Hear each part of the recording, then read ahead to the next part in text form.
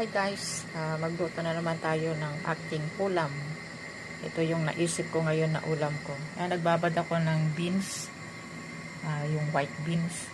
Tapos, igisa natin, of course, may bawang, sibuyas, garlic, at isa tayo, lagyan natin ng pork. Yan natin, sahog natin, kamatis, saka itong my favorite alokbate guys.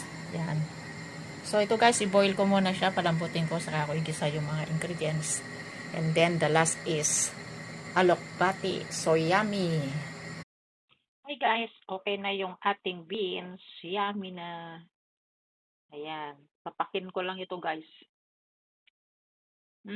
Pinang sauce natin, pinang-alat natin dito ay patis. Fish sauce lang guys. Ayan. Masarap ang alokbati. Yummy, yummy.